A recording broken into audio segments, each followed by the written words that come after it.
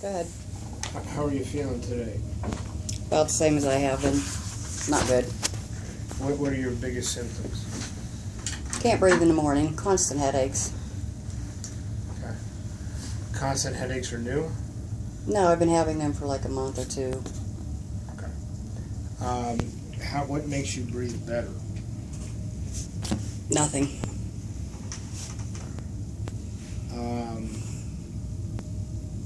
Does your breathing get better through the day? Yeah. Are you coughing much? Yes. Coughing up any blood? No, today was the first time I coughed up a chunk of something. Biopsies, what we saw at the time of procedure was that the opening to your right lung was being compromised by the growth of tumor. In addition, there were lymph nodes around the carina, and the carina is a term to use to describe where the trachea splits to give air to the right and left lung. There's enlarged lymph nodes there that were biopsied and are also showing tumor. Is this cancer? Absolutely correct. What they know is that this is what's called squamous cell carcinoma. Same thing I had with the cervical. Correct. The issue So is, was it metastasized then? let me finish, if I can. The squamous cell carcinoma is a very common tumor of the lung. Squamous cell carcinomas can occur in other parts of the body. And cervical cancer is also often squamous cell carcinoma. The pathologist is working at looking at staining the lung tumor for certain markers that show up in cervical. And so far the markers are the same. There's other tests that they can do. And so to tell you that unequivocally this is metastatic cervical carcinoma versus a lung primary, I can't tell you that today. What I've asked the pathologist to do is also submit your pathology to UPMC pathologists for an independent review to see if they have something more sophisticated to clearly link it to one thing versus the other, which they said they would do. So what am I dealing with? We don't know yet, do we?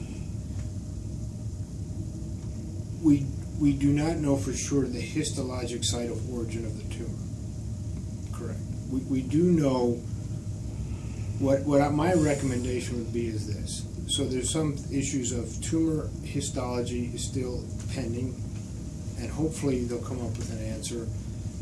Sometimes they can never conclusively answer, but the preponderance of evidence can weigh in one side versus the other. Management of something like this is probably combination treatment. If you were going to take standard medical treatment, surgery is not an option.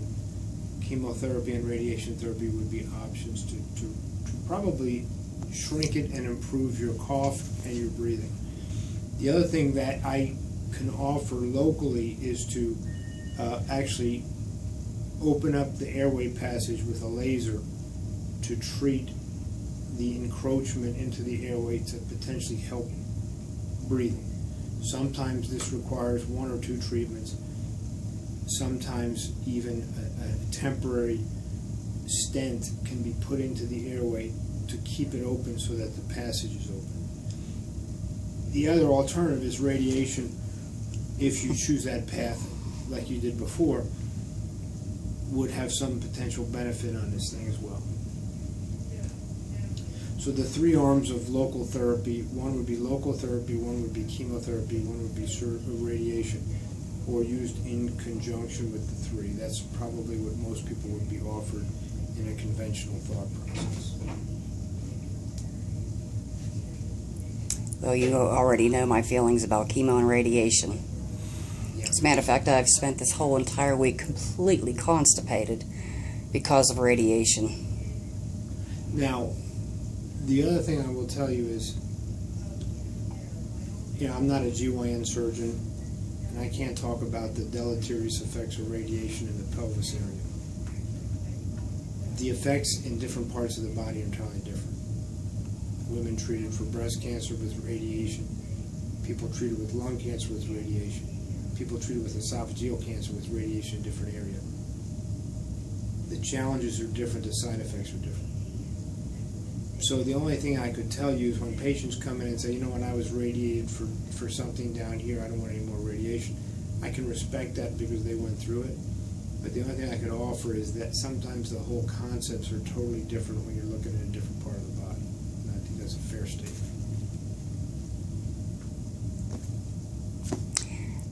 What are the side effects? What possible side effects are there if I were to go through it again, which I really don't want to? I would defer those comments to a radiation oncologist who would look at your scans, look at you, talk to you about what happened before, and try to give you some guidance as to what the future holds for either chemo or radiation. How long do I have before I can't breathe? Unknown question. Just not. You can't answer that question.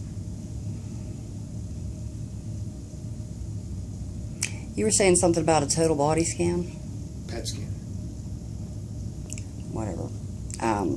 I would like to have that before I make any other kind of decisions. Because the way the headache's been going, I'm just wondering, do I have brain cancer too? I think you need an MRI of your brain. A PET scan won't show that, but you need an MRI of the brain. It's a very good point. It's an excellent point, and that's when you told me that, that's what I was thinking.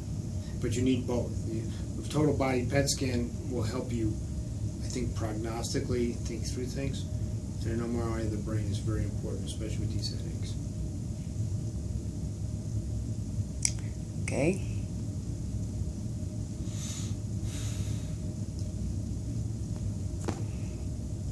That's all the questions I have. How do you want to proceed? I don't. You want to talk to an oncologist? You want to go back to the guys you talked to who treated you before with the GYN cancer? What can I do to facilitate things to help you? I'm going to try holistic.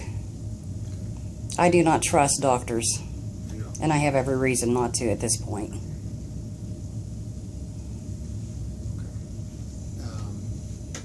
Okay. So I don't even understand half of what you said anyway. I'll go through it again, whatever I can do to make you understand. I don't even know where to begin.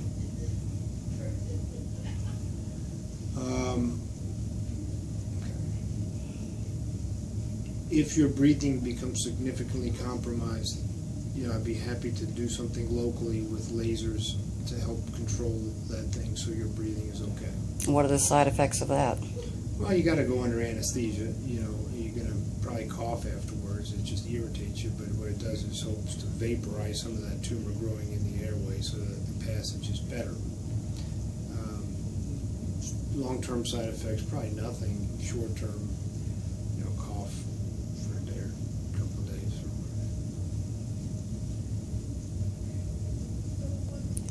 Okay.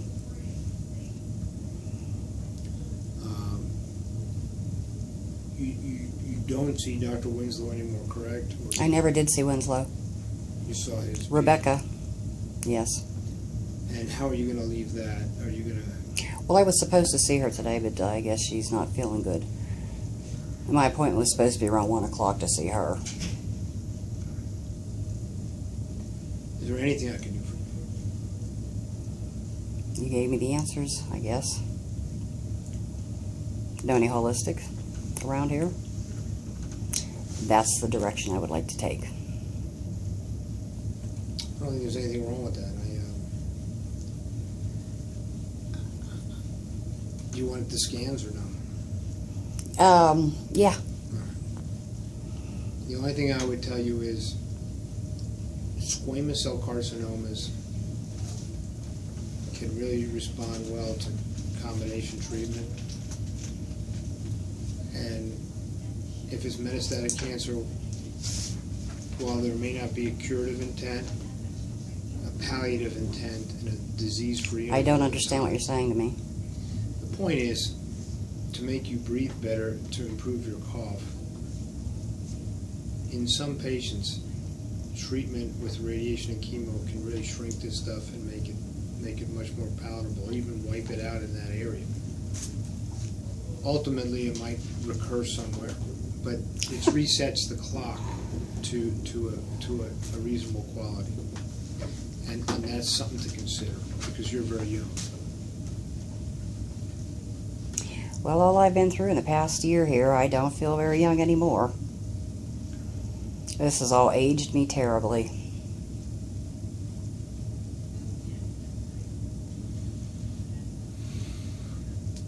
How will the PET scan help you?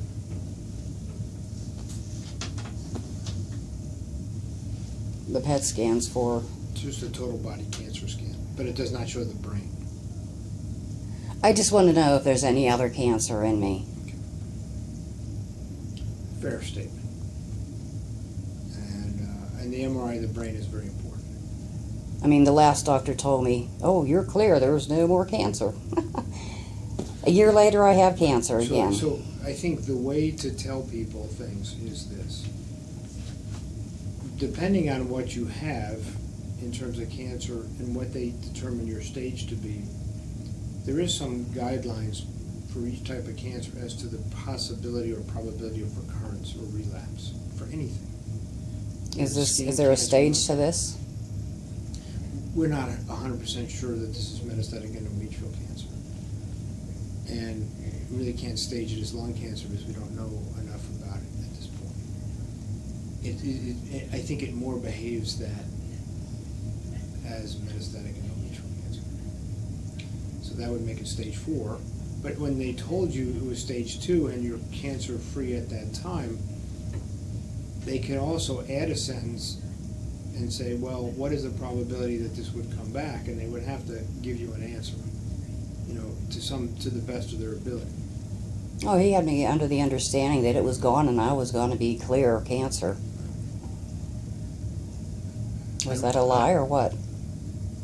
Unfortunately, no matter what cancer you have, there's always a chance that it comes back, and the chance is higher at a higher stage, right? Even lung cancer that's early stage, there's a percentage that will relapse. The percentage is very small, or smaller than if it has spread to lymph nodes. So I'm not a GYN oncologist, so I can't tell you the 5-year survival of endometrial cancer stage 2B, but they can. You're saying it is in the lymph nodes? I don't know that this is metastatic endometrial cancer. They're testing it, and they're going to do further tests. Why didn't they do that already? They are working on it. Well, my scan was a week ago yesterday. Right. They're working on it now. I just talked to the pathologist. They're doing more tests. They're trying to unravel the mystery. They are actively working on it. And I suggested that they even send it to the UPMC for another opinion.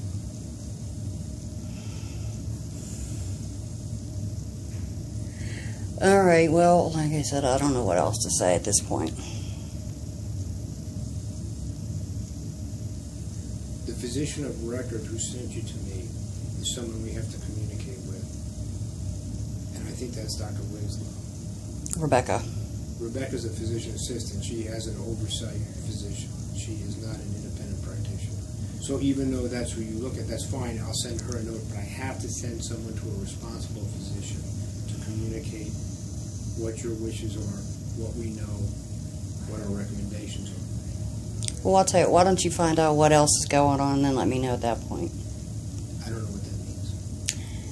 Whatever you find out from whoever you set for more staining and testing or whatever, have them. Right, but I have to communicate with Dr. Winslow through Rebecca. They both can get the message, but he's the responsible physician, I think, that provides oversight. If you want a PET scan, we'll be happy to order it.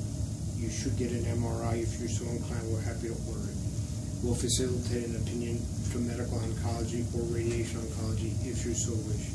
If you have trouble with the airway and you want me to embark on a strategy to try to make it better with localized lasers, I'd be happy to do it. And you let me know what you want to do on any of that stuff. Well, like I said, these lasers, what could happen? done this for 20 years. Locally, not a whole. Are you filming my face or just the sound? You really Yeah, I'm recording it all. Laser therapy is focal high energy to destroy cells, and sometimes you could actually injure the main airway that you're working in if the heat source gets too close to it. But that's rarely unlikely. I've done this for 20 years. I knock on wood, it's never happened.